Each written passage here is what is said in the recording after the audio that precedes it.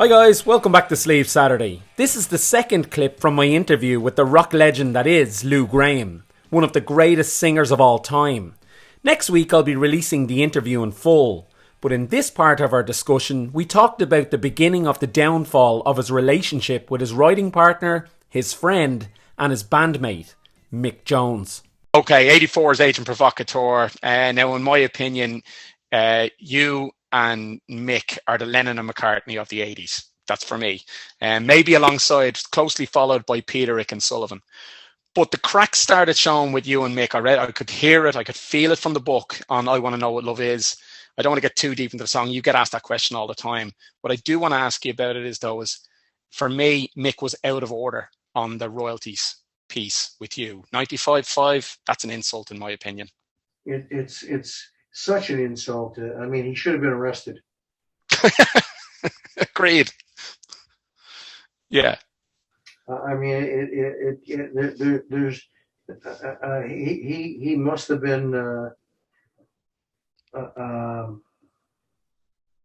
inebriated when he was thinking about it, because if he had any semblance of common sense, he'd see that I participated heavily in the way that song turned out.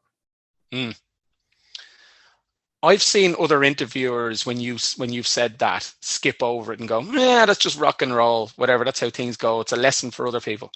I don't think that at all. I don't want to skirt over that. 95.5 was just, as I said, an insult. Your vocal performance alone, even if you hadn't wrote a word of it, you should have got 50-50 for the vocal performance alone. That song's played hundreds of times a day. I appreciate that. That's a mighty compliment. Do you know it didn't end up 95.5? It ended up 100% to nothing. I saw that in the book. Yeah, absolutely. Just incredible. Because of the that it went number one around the world, and that it did what it did sales wise and stuff. I think he got a $4 or $5 million extension on his publishing contract. Mm. And there's a knock-on effect as well. Yep. Mm. And I felt more than slighted. I felt like my partner had betrayed me. Mm. My writing partner, that we had written so many great songs, and that I never complained about the split. I always thought the splits were very fair, and most of those songs that we did together, some of them were 50-50, but I could see that most of them he put, because it was initially his idea that I would always write down 60-40, or something like that, and but to take an opportunity where you knew the song was going to be meaningful, and hope that it would be a big hit, at least in this country, let alone around the world. Yeah. And to diminish my input to the point where I was insulted, and told him that he might as well take it all. And he didn't hesitate to do that. It's a scandal. It just, I felt our partnership and our friendship was just a tool for him.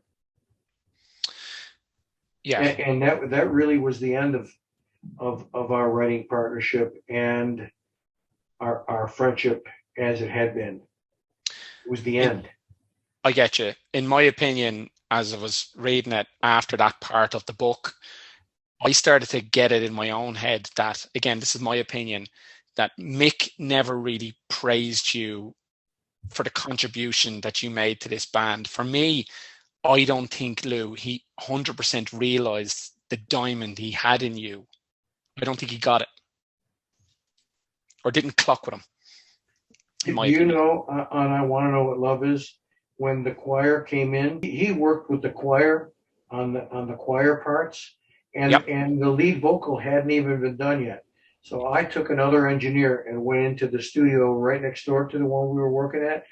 I sang the whole song without any input from him and presented it to him. And he quickly listened to it. He says, "Yeah, that's nice." And then went back to the choir.